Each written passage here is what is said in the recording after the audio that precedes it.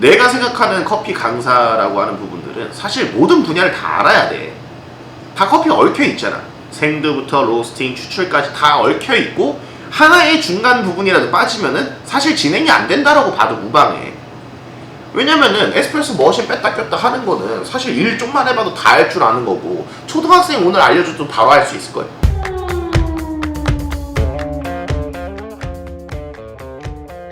내가 커피를 어떻게 좀 시작을 하게 됐고 네. 그 다음에 왜 이제 커피업을 하고 있는지. 네. 내가 이제 원래 과가 영양학과였어요. 그러다 보니까 커피를 어렸을 때 되게 많이 먹은 거야. 밤새는 작업들도 많고 하다 보니까. 그리고 또 집안 내력적으로 좀 요리를 잘 하시는 분들이 많아. 뭐 요리 기능사분들도 꽤 계시고 그러다 보니까 뭐 손으로 하거나 맛보는 것들을 굉장히 또 좋아하는 또 그런 또 조건을 갖고 있었던 거지, 어떻게 보면은. 그러다 보니까 이제 또 연기로 뭐 밥 먹을 생각도 이제 돈 벌 생각도 해보니까 조금 힘들 것 같고 뭔가 나는 그 고달픈 생활을 이겨낼 수가 없을 것 같은 거야, 어린 마음에. 그러다 보니까 나는 이제 전향을 한 거지. 커피를 해야겠다. 재미도 있었고 맛보는 것도 좋아했었고. 그러다 보니까 맨 처음에 시작은 이제 뭐 프랜차이저 슈퍼바이저 일을 하기 전에 뭐 이제 아르바이트생부터 당연히 이제 했었지.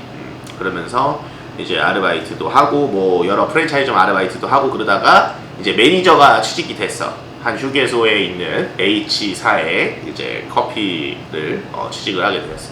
그러다 보니까 뭐 잘한다라고 좀 이제 평가도 받고 하다 보니까 이제 서울에 있는 매장들로 올라가게 되고 뭐 부점장, 점장 이렇게 올라가다 보니까 이제는 너가 한번 매출액이 좀 높은 매장들 한 5개 정도를 좀 관리를 해봐라, 이렇게 이제 좀 됐었던 거야. 그러다 보니까 이제 그런 일들을 이제 쭉 해오다가 이제 나도 이제 좀 내 걸 차려봐야겠다. 남의 것만 이렇게 운영을 잘 해주지 말고 내 걸 좀 차려보자. 그렇게 해서 이제 실전적인 것들을 많이 쭉 해오다가 그때부터 공부는 미리 계속 해왔었겠지. 근데 이제 궁금한 것들도 많고 뭐 자격증 따서 뭐 이렇게 걸어놓으면 카페도 뭐 좀 약간 분위기도 잘 되겠지, 이런 어린 마음에 공부를 이제 학원들을 다니기 시작했어. 근데 다 해봐서 알겠지만 매장에서 근무하면 바리스타 학원 다니라고 해, 안 다니라고 해? 다니라고 안 합니다. 그렇지. 왜? 자격증은 필요가 없어서 굳이. 그렇지. 보통 자격증이 이제 의미가 없다, 이런 얘기들도 많고 막상 실전과 좀 너무 멀어진 막 내용들을 많이 배운다. 뭐 역사라든지 예를 들어서 그런 것들 배우니까 이제 뭘로 다녀? 어차피 내가 알려줄게. 보통 선임자들이 이런 식으로 좀 이제 많이 진행을 하잖아. 근데 이제 나는 물론 그런 학원들이 더 대다수긴 했어. 솔직히 말해서는 뭐 역사를 알려준다라든지 물론 그런 것들이 이제 시험에 나오니까 알려줄 수밖에 없는 구조이기도 했고, 특히나 이제 한국에 있는 자격증들 같은 경우는 많이 그랬었어. 그러다 보니까 이제 배우는데도 솔직히 난 너무 쉬웠어. 뭐 포터필터 어떻게 빼는지 뭐 이런 거 배우는 수준은 솔직히 쉬우니까. 그래도 이제 나는 거기서조차도 뭔가 디테일이 좀 틀릴 것이다 라고 생각을 했지만 아쉬운 부분들이 솔직히 많았어. 뭐냐면은 강사가, 나는 이제 생각하기에 이제는 좀 많은 커피에 대한 공부를 되어 있는 상태고, 그리고 또 지금 뭐 커피 회사의 대표로 지금 있기도 하고, 그리고 그 전에 이제 메인 강사로서도 활동을 많이 했잖아. 그러다 보니까 지금도 물론 커피 교육을 하고 있고. 그런데 내가 생각하는 커피 강사라고 하는 부분들은 사실 모든 분야를 다 알아야 돼. 다 커피가 얽혀 있잖아. 생두부터 로스팅, 추출까지 다 얽혀 있고 하나의 중간 부분이라도 빠지면은 사실 진행이 안 된다라고 봐도 무방해. 왜냐면은 에스프레소 머신 뺐다 꼈다 하는 거는 사실 일 좀만 해봐도 다 할 줄 아는 거고 초등학생 오늘 알려줘도 바로 할 수 있을 거야. 근데 그걸 할 수 있다고 바리스타인 게 아니잖아. 실제로는 원두와 정확한 기준에 맞는 맛에 뭘 맞춰야 돼? 칼리브레이션이 되고 교정이 되고 세팅을 할 수가 있어야 되는 거야. 그냥 내 입맛은 난 신게 좋으니까 신맛만 나오게끔 세팅을 하면 돼. 그건 솔직히 좀 약간 이류 바리스타, 그렇지?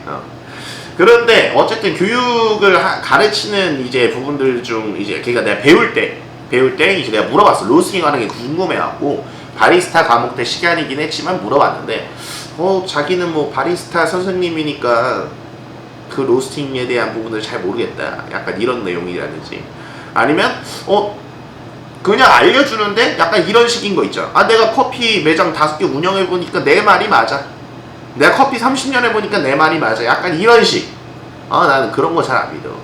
일단 과학적이어야 되고 좀 뭔가 체계적이어야 되고 그 이론을 바탕으로 맛이 나와야 되는 거거든. 근데 이제 그런 부분들이 안 나오다 보니까 아쉬웠었지. 그 중에서도 이제 좀 괜찮은 학원 한 2군데 정도가 있었고, 거기서 이제 스카우트 제의를 받아서 내가 그때부터 메인 강사 활동을 시작을 한 거야. 맨 처음에 일반 강사로 들어갔다가 이제 나는 수업 때 좀 내가 그동안 운영했었던 카페 노하우라든지 그런 거, 위생법 이런 것들이 좀 많이 녹여서 또 수업을 또 해주다 보니까 그게 이제 좀 좋은 호평을 받게 되고, 그러다 보니까 그 부분에서 이제 메인 강사가 됐었고, 그러면서 이제 나는 내 거를 차릴 때 이제 어떻게 해봐야 될까를 하다 보니까, 사실 또 연극영화과였다 보니까 발성이 조금 약간 연습이 되어 있고 하다 보니까 강의할 때 목도 잘 안 쉬어.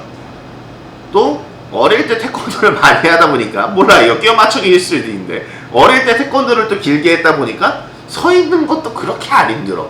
어떻게 보면 또 강사가 또 체질인 거야. 그리고 또 알려주는데 보람도 느껴. 그리고 내가 알려주고 그 사람이 변화되는 모습을 봤었을 때도 굉장히 좋은 것들을 많이 느끼는 거더라고. 그래서 나는 이제 좀 커피 강의를 해봐야겠다 해서 원두 납품이랑 지금 커피 강의 그렇게 해서 카페 컨설팅까지 진행을 하는 블랙그라운드 커피랩을 만든 거지. 이해되지? 네. 또 뭐가 궁금해? 그건 얘기하고 싶었다 하나.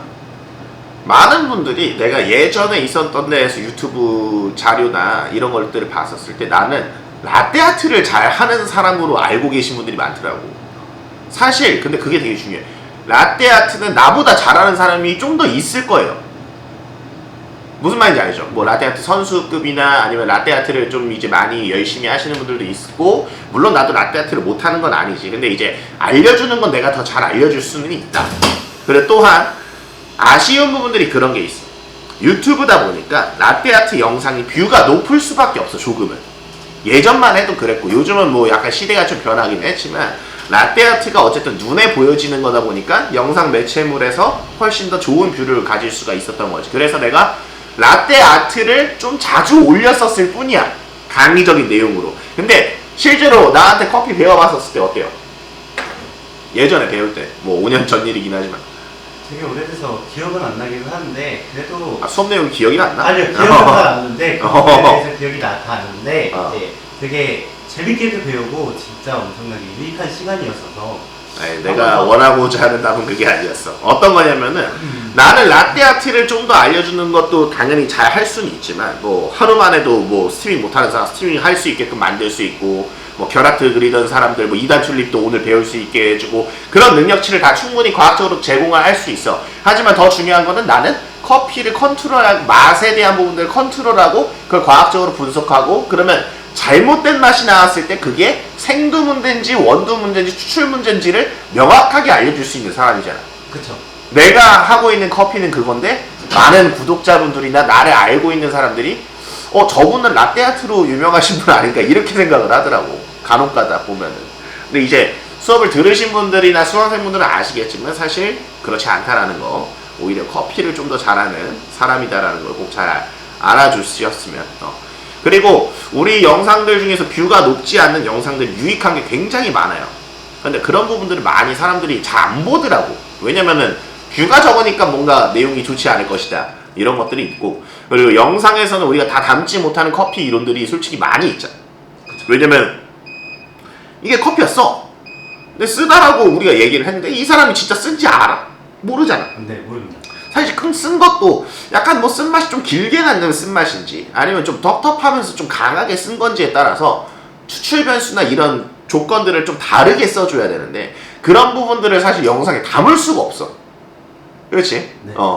그러다 보니까 이제 그런 영상들은 또 뷰가 낮아지고, 또 그런 영상 안 올리게 되고, 사실 영상에서 이해될 부분의 내용이 아니니까 한계치가 있는 거지.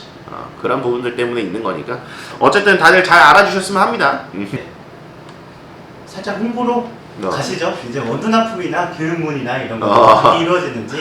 좋습니다. 저희 같은 경우는 이제 SCA 그러니까 SCA 국제 스페셜티 협회에 제가 지금 감독관으로 있고요. 그 다음에 이제 자격증 취득을 할 수 있고 커피 교육을 하고 있고, 그 다음에 카페를 창업을 할 때 에스프레소 머신이라든지 각종 직기류들이 도매로 또 이제 어느 정도 유통이 되고 있으니까 좋은 가격에 또 제공을 해드릴 수 있고, 그 다음에 원두 납품, 그것도 이제 합리적인 가격에 잘 진행을 하고 있으니까 일단 대중이 좋아할 수 있는 맛들을 저희는 좀 많이 추구를 합니다. 그런 부분들을 알고 계신 분들은 저희 블랙그라운드 커피랩을 꼭 찾아주시면 좋을 것 같습니다.